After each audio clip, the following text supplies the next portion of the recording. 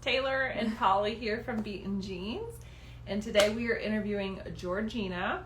We met Georgina through the Stomachless Facebook group, and she signed up to tell her story of gastrectomy, and we're very excited to hear everything that she went through, everything she experienced, and what got her to that point. So let's go ahead and bring her on here. I actually don't even know if she had a gastrectomy.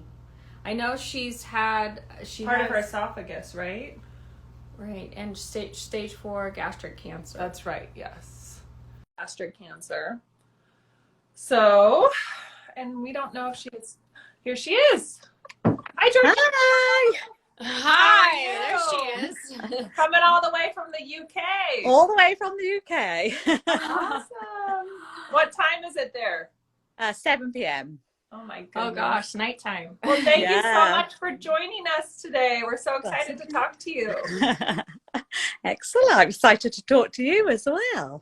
Good. So, okay, so do you have, let's go back. So you had a total gastrectomy? I did, yes. Yeah, I got diagnosed with stage 4 cancer of the stomach and esophagus. And that was last February. So I just went in for a routine endoscopy. And when I woke up, I was told that unfortunately they'd found cancer. Wow. So what brought you to have the routine endoscopy? Were you having symptoms? No, not really. No, nothing really. I literally popped over to the local shop on my lunch break and got a sandwich, and I was eating that and it got a bit stuck. So I said to my doctor, oh, I was eating a sandwich and it got a bit stuck. So she said, oh, we'll just send you, check everything's all right. Wow, what a wonderful doctor. I know. Yeah. For a one-time sandwich sticking, let's have an endoscopy. I mean, that's great. I had like a hiatus hernia and IBS and other problems. Okay. So I'd already had endoscopies before for that. Right. And so. And they went in and they discovered the cancer. And how old were you at that time So that was last year. So I was 47 and turning 48 in the May. So I'm 49 now. And when was you said you'd had other endoscopies before the one that discovered the cancer. How much time had passed between those two endoscopies? About 4 years, I think. Yeah. Wow. Quite a little while, but not, a huge amount to have suddenly stage 4 cancer. Right. And to wake up to hear that news, how frightening and devastating. Yes. Yeah. Well, it was a bit of a shock, but I just thought I'll just beat it. So I'll just get over it. And nobody in my family have ever had cancer. So, it wasn't anything that we were ever aware of and like you get tested for the genes, there's nothing like that here. Oh, wow. Okay. Wow. So, and what kind of cancer is it that you were diagnosed with? So I got stage 4 I'll just check that one. It was adenocarcinoma. Mm-hmm. Okay. So, and it was in my esophagus and stomach, and it spread to a couple of lymph nodes as well around my heart. So how soon after you had the scope and they told you had cancer, did you make the appointment to go and have the surgery and have everything? Like, did they know that you had to have your stomach removed at that point? Or did they think they were just going to have to remove the cancer? No, so where I live, it's quite a small hospital. So they just said there was nothing that they could do. They said I had 6 months to live, basically. So I had to then do a lot of research, find an amazing surgeon in London, and went and spoke to him. And he said, well, you're young and fit, and I can't see why we can't, because it's so rare here. It's, it's really rare. They say only people over sort of 70 get stomach cancer. So it's just really rare. Went to London, and he was just a brilliant surgeon, basically, a head of a major hospital. And he said he could do it. So, yeah. Wow. So surgery before chemo. No, so I had chemo first. So originally they wanted to put me on a palliative chemo, which I then fought for a surgical chemo. So, and you know, I really had to fight for it as well, because they were like, there's nothing we can do. They don't obviously here like you to go and get second opinions either. But I thought, no, I am going to obviously get a second opinion. It's my life. I've got children, grandchildren. So, you know, I want to be here for them. So I had a 15-year-old at the time, and, you know, I've got older children as well, but I wanted to be here for her and, you know, support her through school, university, hopefully. And you have a lot to live for. Yeah. Yeah. It's not time. Not time at all. And that's what we've said. We're huge into the saying of be your own advocate. You have to push, you have to fight for yourself, because a lot of the times the doctors, you're just a number. So you got to get out there and you got to fight for it. You have to push back. You say no, and you can even do your own research and suggest and ask for the things that you want and need. Like absolutely, you have to here. There's no testing of genes like you have there. There's nothing that, you know, even when I was diagnosed with it, they said it's absolutely not hereditary. You'll never pass it on to your children. And I've read a lot about it, obviously, and it is hereditary. Okay. It is hereditary. Yeah, so you can pass it on. So, yes. That type of cancer, the adenocarcinoma, like that is hereditary? It can be, yes. So, yeah, obviously no one in my family has it. So, but I would, yeah. So are they telling you it's a specific gene that carries the tendency? So we don't get gene tested here. Oh, so you were, oh, wow. Yeah, okay. So there's nothing. You can't even opt in. The only way you can get gene tested is if you're under 40 when you get diagnosed with stomach cancer, or if more than one person in your family has had it. Okay. Now, I'm wondering if you can go to like color.com and order your own test kit off of the internet and do it that way. I don't know. PH1 on there. They have every single gene known to man on that test. Okay. And then just do it outside of the hospital establishment, and just for your own knowledge and just to gain yourself, for your kids too. Yeah, you know, information that way. Yeah, definitely. It's definitely worth looking into, because it is a worry, obviously. You don't want to be passing anything like that on to your children, do you? Yeah, no, for sure not. Yeah. So you went through this chemo, this surgical chemo, and how long was this chemo treatment? So I had 8 treatments altogether. I lost all my hair, so it's come back curly and crazy, but before it was long and straight. Wow. So yes, lost all of it completely. And then I had the surgery about 8 weeks after that, I think. So it was, you know, quite tough. Yeah. And then I was supposed to have more chemo after the surgery, but my body just couldn't cope with it. I was so ill. I couldn't even get out of bed. So they knocked that on the head. So I I had one session after, but no more. Wow. And I might be jumping too far ahead, but right now you are cancer free. Is that correct? I am. Yes. Yeah. That is incredible. Wow. Yeah.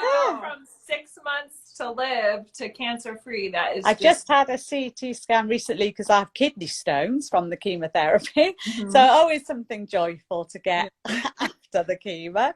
But yes, they did a CT scan and completely cancer free still. So. Oh wow! Yay! Congratulations! That's pretty good. So good. Oh my Definitely. God. After being given 6 months to now, and we just live each day as it comes. You just don't know what's around the corner, do you? So you don't. Right? It's true. It is definitely a lesson in living for today, for sure. Yeah. Someone is asking if you smoked, and someone chimed in and said she's never smoked in her life. No, right, okay, yeah, never smoked, don't hardly drink, so yeah. Wow. It's so interesting how it just sort of picks people, and you don't know if you're going to be the lucky one to have that cross to bear. And it's been lovely because I've met a lot of people on my journey, and tried to help people and just say different things and read lots of stuff. And so so it's been nice, obviously, to find other people in the same position as well. It's so rare here. I don't know another person who's had a total gastrectomy. right. My doctor's surgery, there isn't anybody. My doctor says to me all the time, oh, if you tell me what you need. My dietitian's, she's not brilliant. Wow. So that support group is really helpful, huh? Oh my goodness, so helpful. So helpful. That stomachless living, I've learned so much from that compared to anybody else. Now, was your surgery an open surgery or laparoscopic? No, open. Yeah, so quite dramatic. So it was a 13-hour surgery, and it went sort of right from my chest right down and right across to my back as well. So my spleen burst while I was in there, and I got sepsis. so it was pretty touch and go. And it was during COVID, so no visitors in the hospital. So my husband didn't know what was going on. My family didn't know. So and how long were you in the hospital for? 2 weeks. Oh, 2 weeks. Wow. That's yes, and then I went home and got on with it on my own. Now, I've heard that the spleen bursting is pretty common. I mean, and maybe not bursting, but maybe some bruising, or you might lose part of it just because the stomach and the spleen share the same blood supply. Yeah. But I did not know that you can actually live without your spleen. Your liver will take over the work of the spleen. Is that what you've been told? Well, yes, I take antibiotics every day because obviously you're very prone to infection. But other than that, you don't really notice, do you? I have a lot of scar tissue, so I still have quite a lot of pain, which is annoying because there's nothing that they can do for that.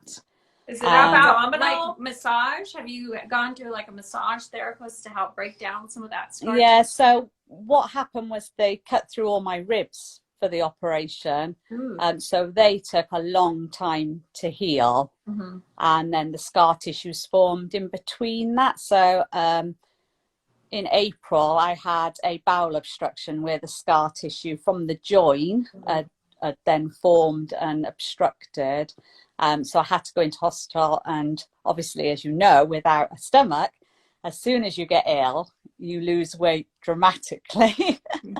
And then it's very hard to put any back on. Did you lose a lot of weight? So I lost 7 pounds when I was in hospital, so within like 5 days. Wow. Oh my gosh. That is a lot. And it's taken till now to put the 7 pounds back on. Right. Wow.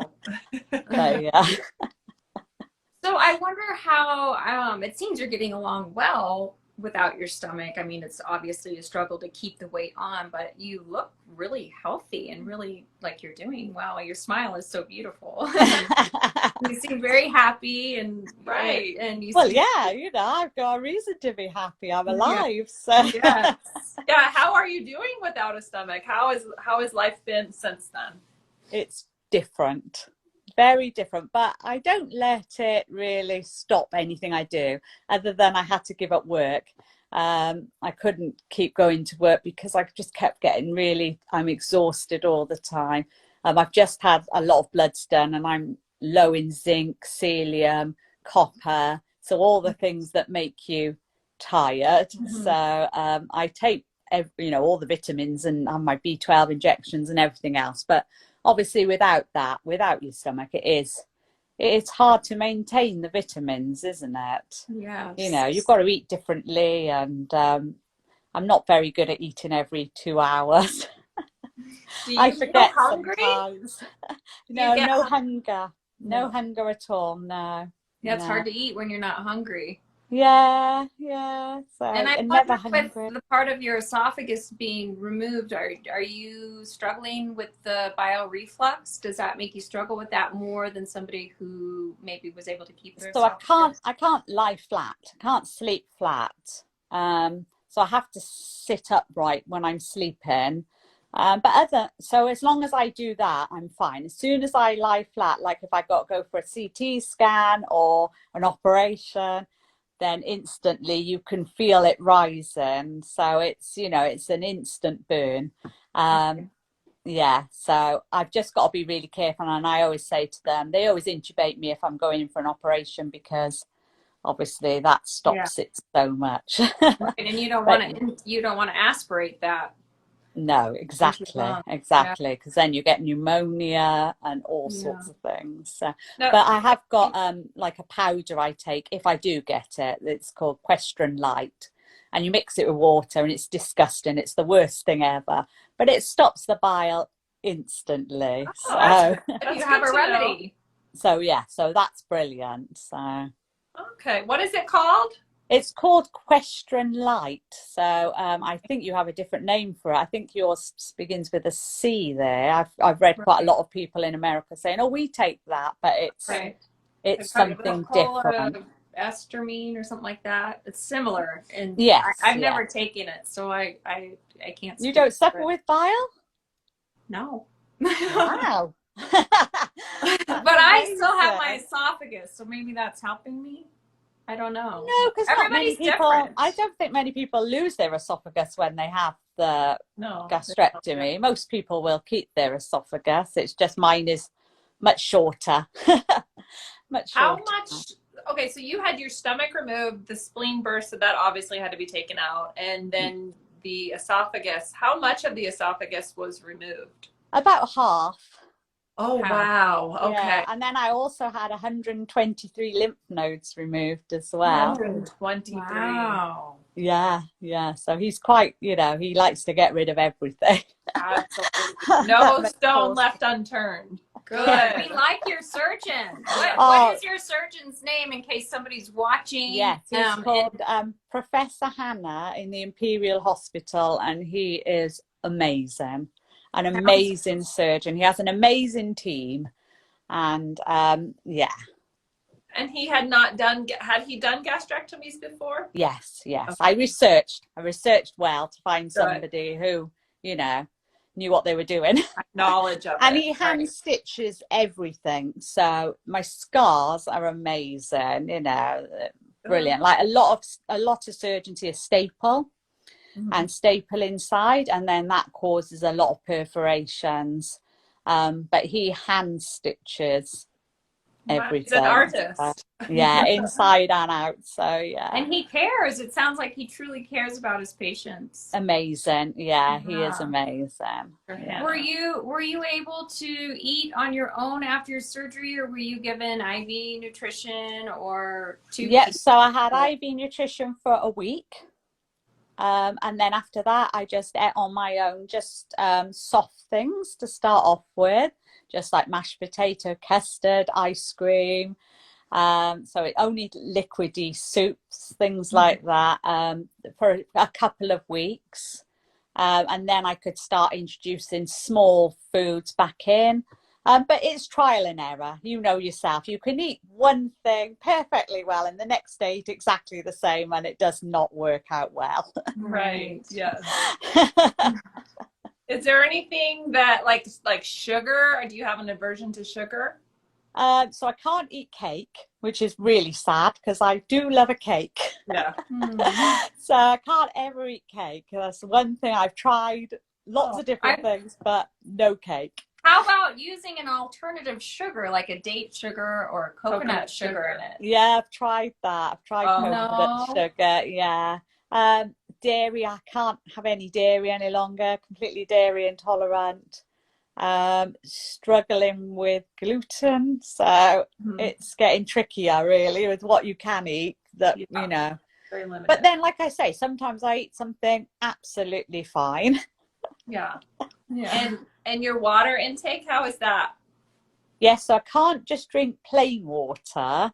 But as long as it's got something in it, so like a fruit squash, I can drink that. I don't drink like soda. I don't drink like Coke or anything like that any longer. Maybe just a small one now and again as a treat. Right. But I do struggle with that, and I can't eat and drink at the same time. Wow. Yeah, it's just getting to know your new system, and Exactly. our bodies are so miraculous that it can, It's amazing, recover isn't it? and Nobody sustain can us understand it either. Like when you say, I haven't got a stomach, they're all like, what do you mean? You have, well, obviously you've got a bit of a stomach. Like, no, I have nothing at all. Goes straight through. Now, somebody was asking if having the 174 lymph nodes, 123. did that affect your lymph system in any way? Did Not yet.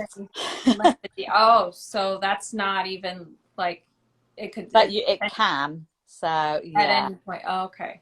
Yeah, but nothing yet, and nobody ever mentioned that either. So it's only what I've read after, and I've thought, oh, something else. So far out now, I would think that you're in the woods there, or do they say it can come on at any time? I think it's all to do with the drainage of the system. So with your lymph nodes, obviously that's draining through. Where I've had them removed is all around the stomach area. So obviously not like in my pelvis or anything like that, or my legs.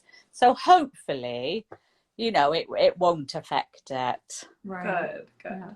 So, We're getting so many positive messages here of sending all their love and support to you, and you're just so amazing and an inspiration to so many who are faced with the same or a similar situation. There's hope for you, everyone. You just need to speak up, be your own advocate, fight for your life, really, is what you've done. Absolutely. And I think that's where people go wrong, is that they just listen to a doctor and just say, okay. Yeah. But you have to be positive and fight and just believe, I think. I know it doesn't work for everybody, but I think if you can stay positive and really believe that, you can do things yourself. Yeah. That it makes you feel better about yourself as well, because you're a human being, not just a number. Yes, exactly. And for your kids to be there and to watch their mom overcome such a huge hurdle is just incredible. Oh, absolutely. My children are amazing. My husband, my sisters, my whole family. They've all been amazing. They've all been so supportive, and it's been really hard for them because obviously they thought I was gonna die, and it's really hard, isn't it, to have someone in your life and then suddenly they're gone. But yeah, I just constantly just kept saying, well, I'm not going anywhere, so I don't know. No point crying about it. I got things to do. Absolutely. And I believe we're put here to help people, so that's what we're here for, aren't we? You're doing it. You're doing an amazing job helping people, and we're trying. Now, let me just ask you, so going forward, what are the recommendations for scans and checkups and blood work and all of that? So at the moment, I have every 6 months. They check all my bloods, and I have a scan quite often because I've had lots of things go wrong. But normally it will just be yearly, and they do that for 5 years. So you are kept on, as a terminal patient for 5 years, basically. Once you get over that 5 years, then they suddenly say, actually, you're not terminal any longer. What year will that be? That'll be 27, 2026? 26, yeah. February. Okay. Yeah. Wow. So a little way to go, but you never know. And so you were given the one chemo treatment before you had the surgery, and then you said you had one treatment after. So I had 8 before and then 1 after. Yeah, I was supposed to have another 4 after, and it's Flot. So I don't know if you have that there. So it was Flot treatment, which you have it directly into you, and it goes in all night, and then you go back, and then they remove but it's a very harsh treatment, obviously, which is what you want to get rid of the cancer. But you know, and it did shrink the cancer, so you know, I was glad that I did have it. But after, I was so poorly that I just thought, I'm going to die from it if I carry on having it. And after going through all that surgery, and you know, I thought, I don't want to die from having chemotherapy after, when there's no cancer inside me any longer. Right. So, absolutely. Yeah. so yeah, so I decided to stop.